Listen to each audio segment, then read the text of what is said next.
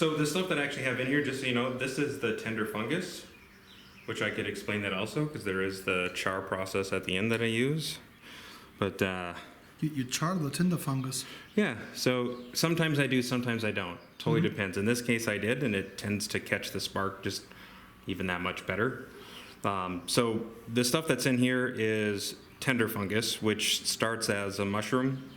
I slice it into thin sheets. It's actually thicker than this when I start. And when, so I take those thin sheets, I then boil them in urine, which within urine is sodium nitrate, which is similar in many ways to like saltpeter.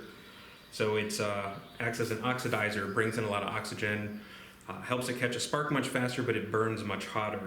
And after that, I then hit it with a hammer. Sounds overly dramatic compared to what you actually do. You just lightly tap it for a while to sort of break up the fibers. And then after that, I char it just like I char cloth. So I also char linen cloth the same way. Main thing is to make sure you have a nice dense weave of linen. But I char it in this box. So this box is made out of soapstone. It has... And soapstone is a very soft stone that you can actually carve, right? Yeah, well, you can carve really any stone, but this is incredibly easy to carve. And it's a stone that was used in the Viking Age a lot. Yeah, yeah. You see all sorts of material. You see full bowls. You see lamps. Like little oil lamps and things like that. There's even like cutlery things made out of it. There's a lot of stuff. So with this, there's these little grooves that kind of run along inside. So this inserts into these grooves to seal shut. Now, normally when you create some kind of box, you want a way for the gases to escape. But because this is not airtight, I don't have any, extra drill hole or anything like that. And so all I do is I take the cloth, or in this case, like the tender fungus, I place it inside this box. I then put it on the embers of the fire, so it's pretty hot. And when it brings up the contents to temperature, it will start to smolder, and you'll see smoke start to pour out of the box. And you can... So that's an indicator for the charring process having started. That it's actively working. And you can over-process the char cloth or the tender fungus. And so...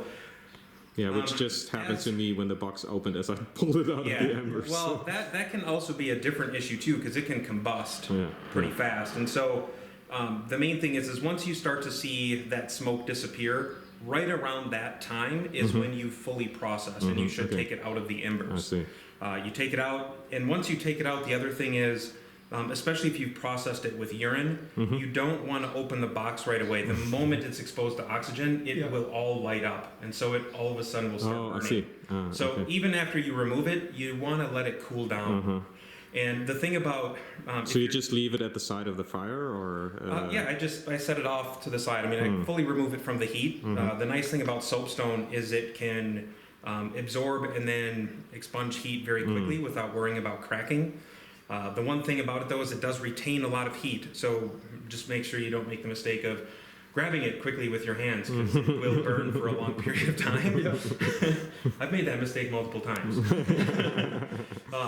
And then after that, after it cools down, you pull it open and you've got great char cloth. And then the thing I love about using this soapstone is it also doesn't really char. I mean, you can rub any of the char off and you have this nice pretty surface again. So it looks nice.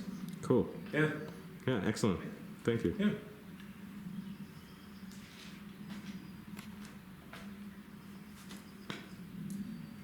Really nice.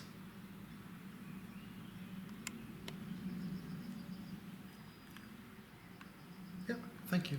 Yeah.